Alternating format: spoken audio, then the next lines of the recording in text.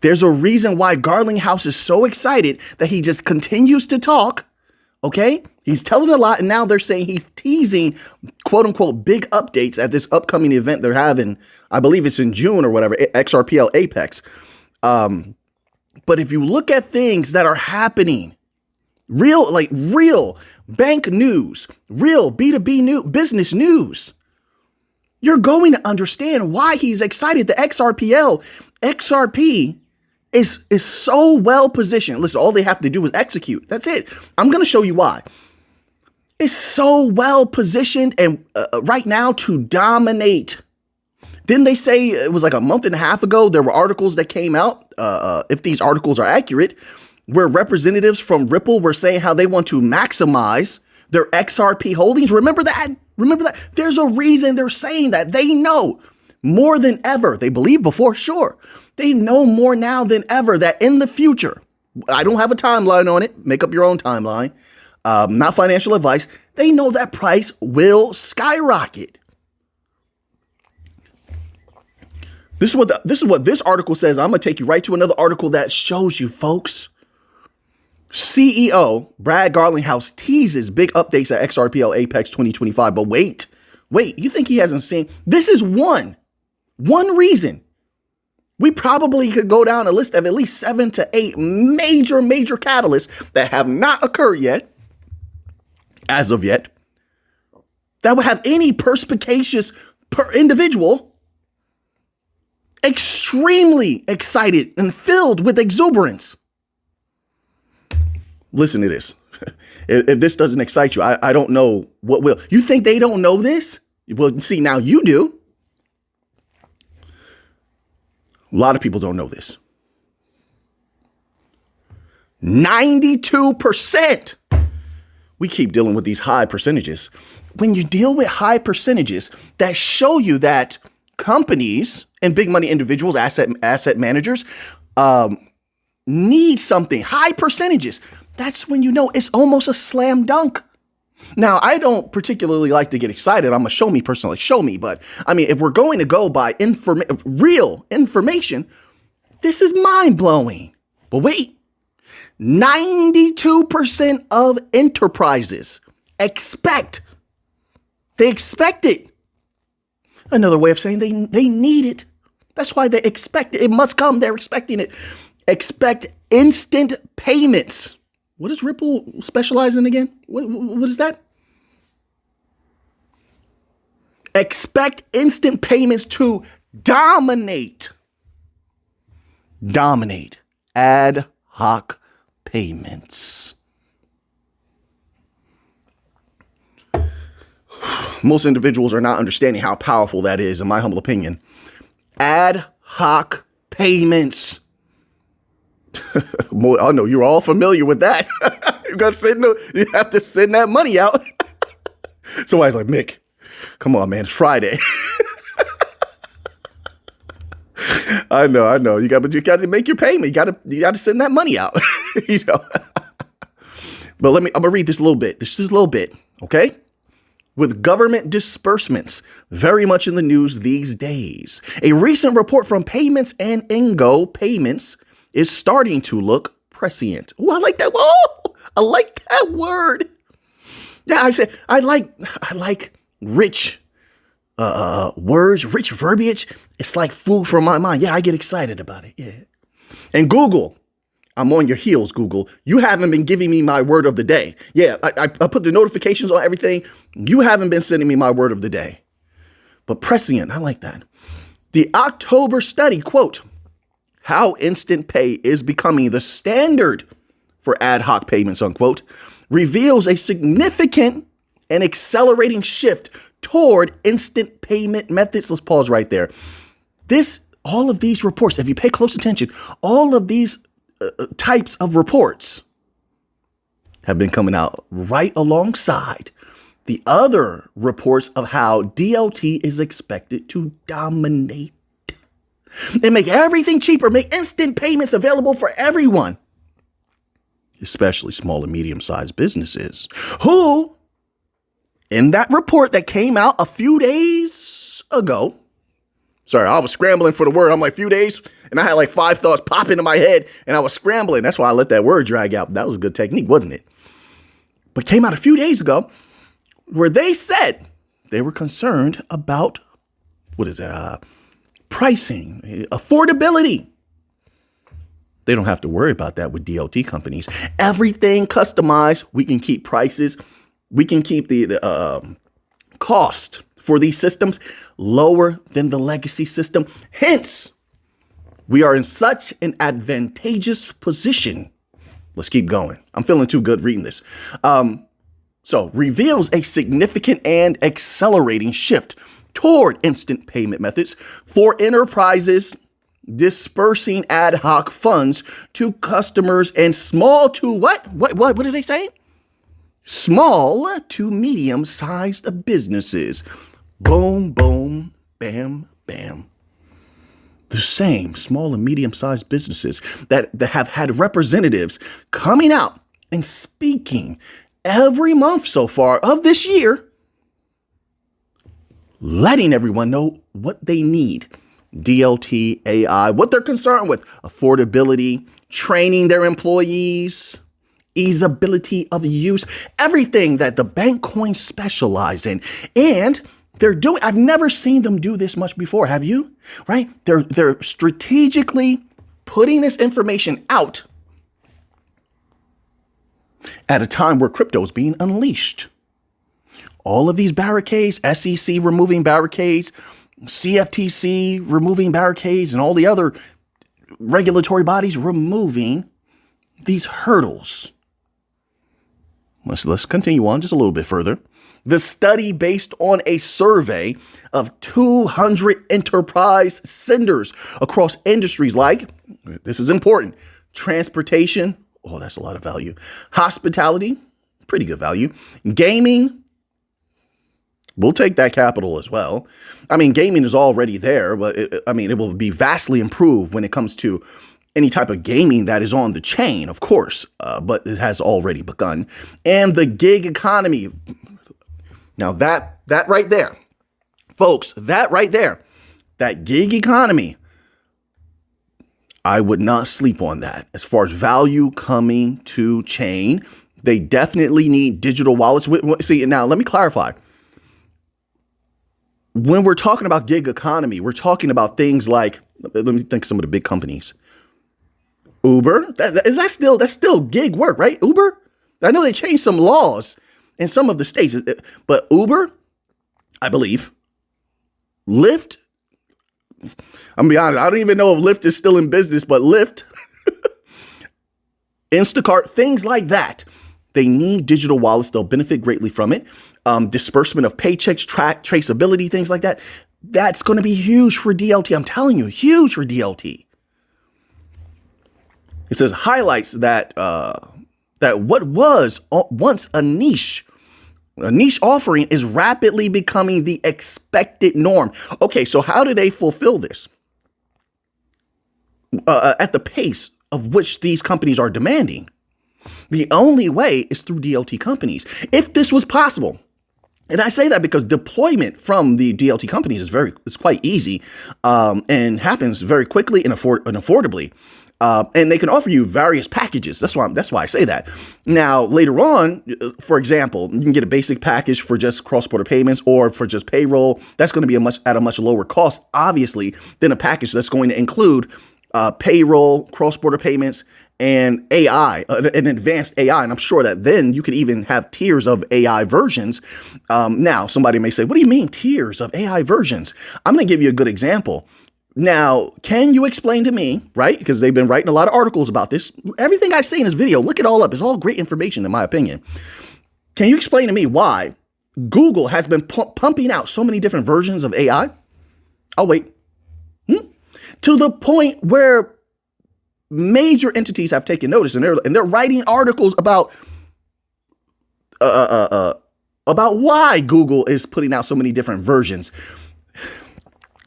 This is about to be, I'm telling you, if things play out correctly, DLT, AI, and any company or entities or individuals who see what's coming are going to feast when it comes to capital.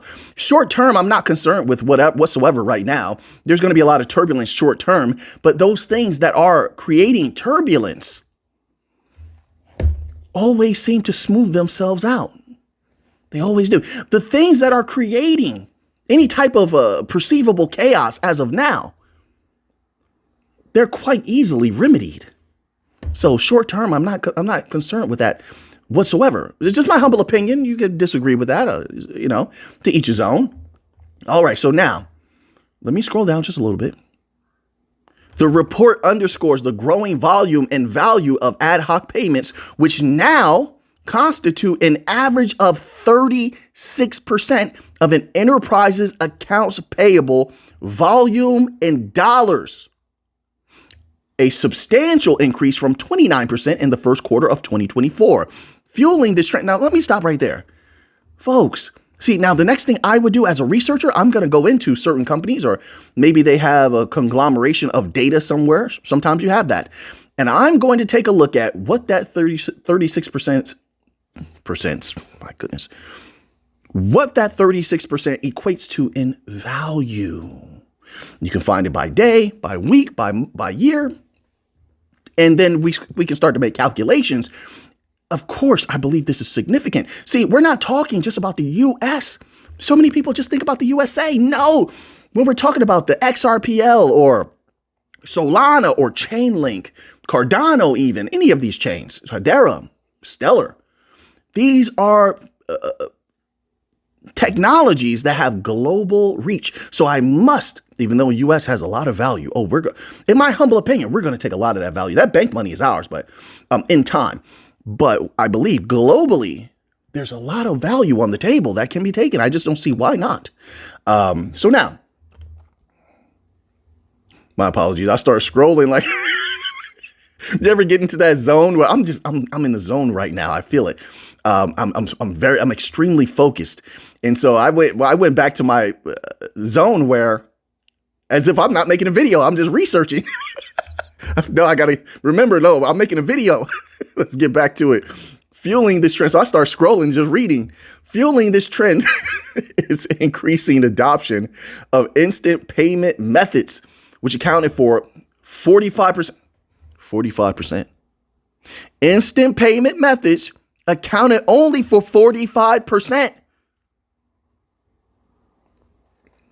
There's so much. The rest of that percentage, up to 100%, that's a lot of value that remains to be taken. Who's going to take it? That's going to be, in my humble opinion, that's going to be the bank coin companies. It can be them. You think they don't know that? This is one of the reasons why these guys have the best. I want to say it again. They're researchers. They have research teams.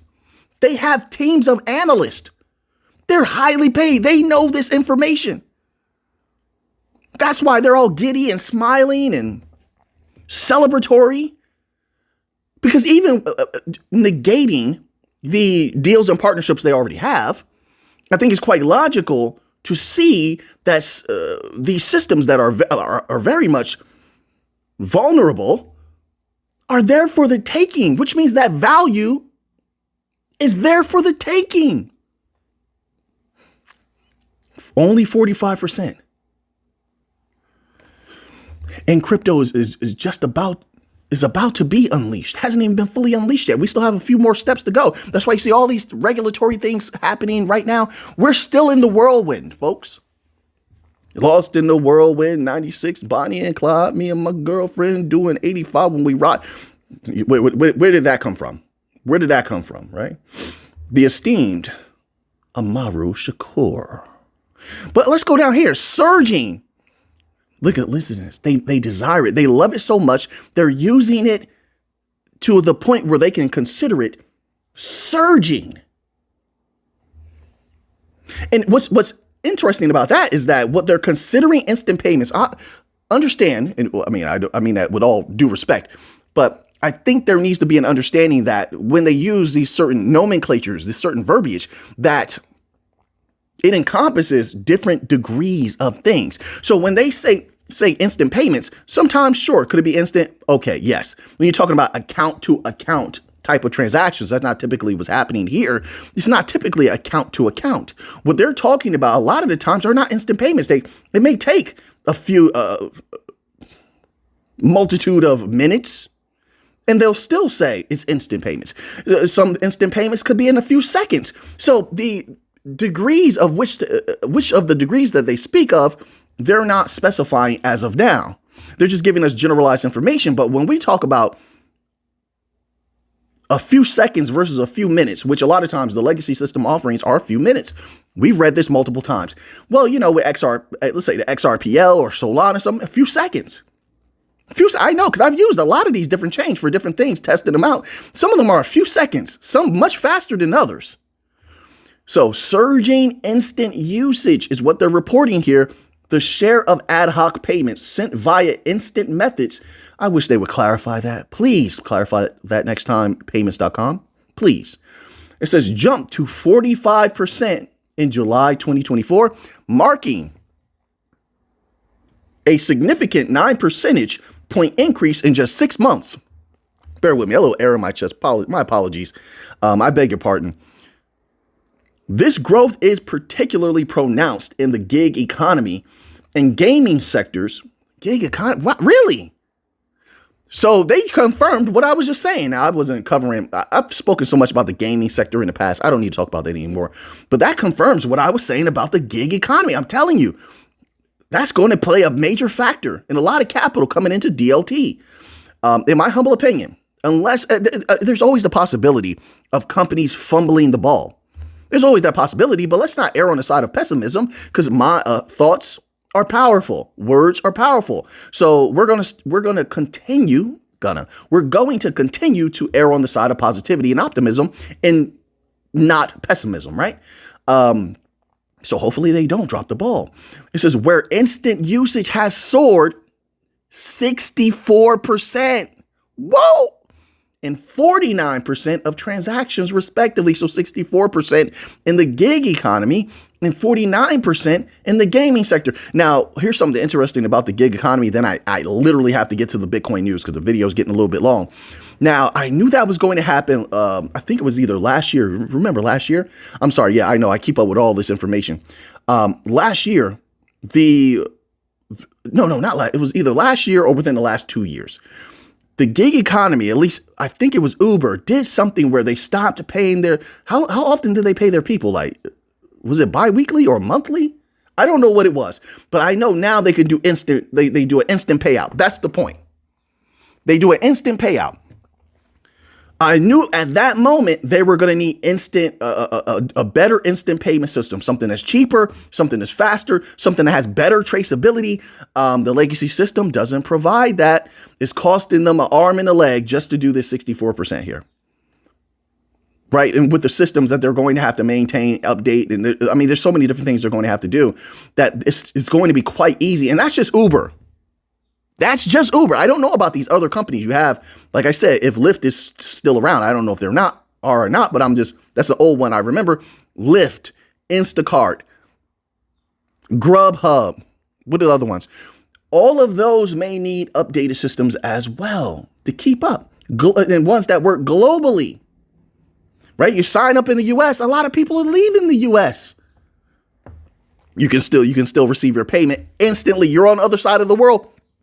You can still get your payment instantly. You're coming from the other side of the world to the US or any of these places, Canada, Latin America, whatever. You can still receive your payment as quickly as you did when you were in your native place. They're going to need that for that. Okay, so now let's see what type of Bitcoin news I have up here. I know. Oh, Mick, there's like 2 articles, Mick. Yeah, but look how many thoughts I gave you. I gave you a lot of. If you want to look stuff up, if you're like me and it does you well to work your mind, I need to work my mind every day. I do. If you're like me, then I gave you enough information where your mind is feeling great. Like, yeah, Mick, wait, that ain't sound right. Wait, hold on a second. Wait a minute. But you get what I'm saying. I'm giving you stuff where your mind can be put to work. Okay. Some of us need that. So now let's go here. And I do that all the time. Folks, you can imagine how many audiobooks I listen to while I'm getting stuff done during the day. Of course, studying different quantum things at that level. I have a lot of specialized projects I do. I can't explain it. That's my joy, is figuring things out, learning more information. That's my joy. And I'm not changing that. I love it. Sometimes you just got to accept it. So now, this is okay. So I love that someone else is actually speaking on this from a different perspective than what the majority is saying. So now this article is titled, Arthur Hayes loves tariffs as printed money pain is good for Bitcoin. Right. Oh, man. Well, let's read what he says. Arthur Hayes says that tariffs will correct, quote, global imbalances, unquote. Is it arrogance to say sometimes it feels like, Mr. Hayes, let's be honest. You know you were watching Alpha Name, sir. Salute to you, sir. Listen, just knowing over the years just how business works, everything that businesses do, and most of these countries, folks, are run as businesses now. They are, all right? It's negotiating tactics that balance out over time. No matter how people take it, they're all involved in these shoulderings of sort where they're trying to get positioning, but because they must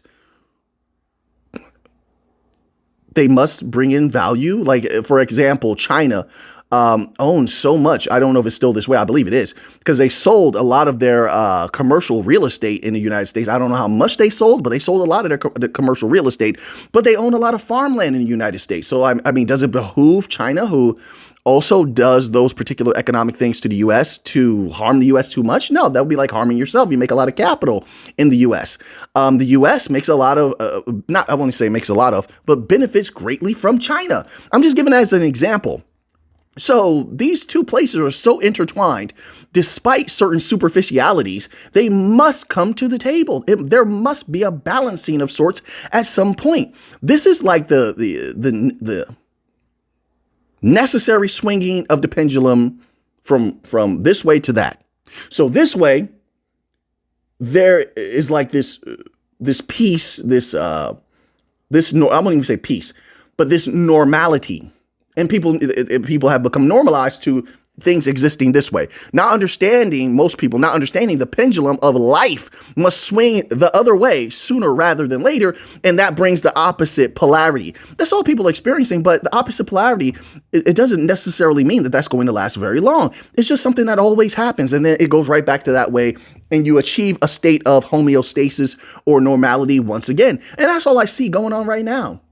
It's what has always been. I'm not sure how eloquent I was in explaining that, but I did my best, folks. I did my best. You know what I mean? Know what I mean, Bob? I did my best. Yeah. BitMEX co-founder Arthur Hayes says that the world may be rattled. The global economy may be rattled in some ways, but the same disruption could be exactly what Bitcoin needs to rally. Yeah, because Bitcoin is sort of like the little brother of gold. A lot of times it is. It's like the little brother of gold behind silver. And I'm not worried about silver either. I'm not worried about it. Not one little bit. Long term, none of these things, all of these things remain bullish. Long term, folks. All right. So this is, quote, global imbalances will be corrected and the pain papered over with printed money, trying to be poetic, which is good for Bitcoin, unquote, Hayes said in an interview. Quote, oh no, he's getting real with people. He says, some of y'all are running scared. I have to put on the character for you. This is how it looked. This is how it was read to me. He put it in caps at the end. Why am I getting loud? You should don't let me get, come on, man. You got to say to me, hey, Mick, you get a little loud there, buddy. I would say, thank you for letting me know. Quote, some of y'all are running. What? Wait a minute. Did they quote this correctly? It says running scared. Wait a minute. No, wait. Cointelegraph. Is this correct? Or did he say scared and you typoed? Anyway, it says some of y'all are running scared, but I love tariffs, unquote. What? I would. I would. What kind of quote is this? Hold on a second. I get the energy of the quote, but that's just funny to phrase it that way. Who says that? I wouldn't go that far. I'm just trying to. I personally am just trying to apply logic, as much logic and reasoning to what's going on, and trying to stay balanced as I look at something. I don't let my emotions take over. So that's my approach to it. But I wouldn't say I love tariffs. All right, I'm not gonna. There's not often that people in crypto make me laugh. You know what I mean? So that's that was funny. We'll see. We'll see, folks. Storms come in, they shake everybody up, and then the storms pass and the sun comes out once more. So now that you have that information, what are you going to do with it? I know what I'm going to do with it. So until next time, everybody, let's get to the money.